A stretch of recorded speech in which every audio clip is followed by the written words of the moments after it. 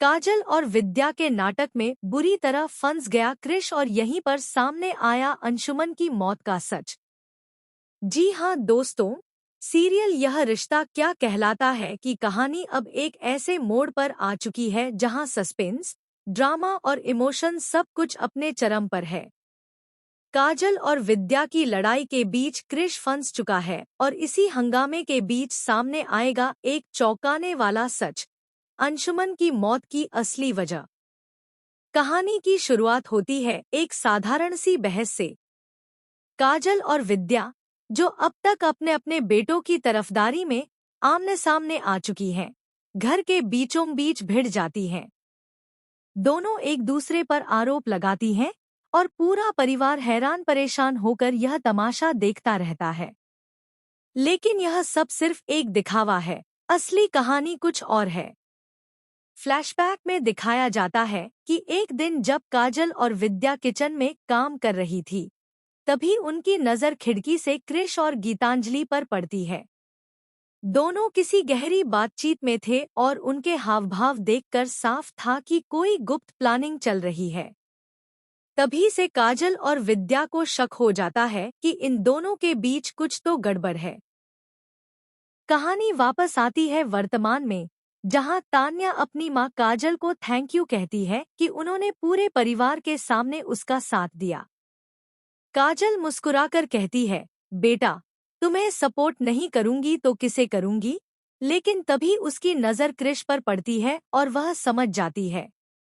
वह क्रिश से कहती है कि तान्या का मूड खराब है, क्यों न उसे बाहर घुमा लाओ ताकि उसका मन बदल जाए।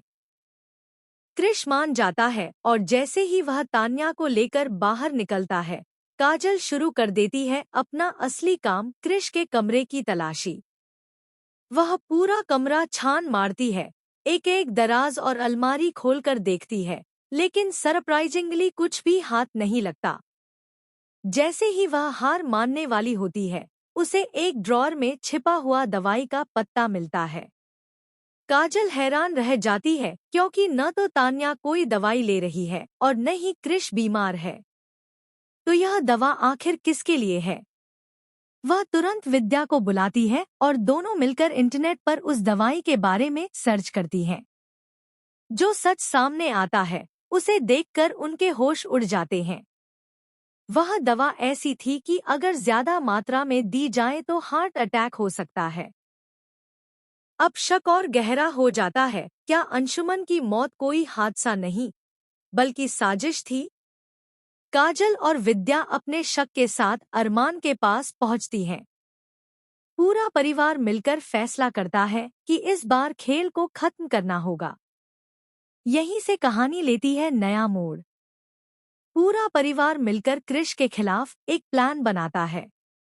अब क्रिश उसी नाटक में बुरी तरह फंस जाता है, जो कभी उसने दूसरों के लिए रचा था।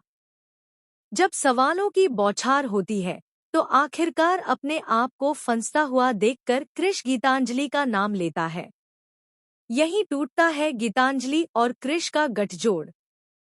गीतांजलि की असलियत भी सामने आ जाती है और इस बार वह किसी भी हाल में बच नहीं पाएगी।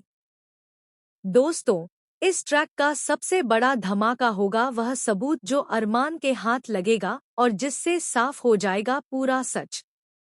अब सच्चाई धीरे धीरे सामने आ रही है और जो रहस्य इतने दिनों से दबे हुए थे, अब खुलते जा रहे हैं। तो दोस्तों, ऐसे ही रोमांचक और धमाकेदार ट्रैक के लिए जुड़े रहिए हमारे साथ, क्योंकि यह रिश्ता क्या कहलाता है कि कहानी अब अपने सबसे ट्विस्टेड मोड़ पर है। आगे क्या होगा? क्या क्रिश बेकसूर है या गुनहगार? क्या अंशुमन की मौत का सच पूरी तरह सामने आएगा? और क्या हीरा कोमा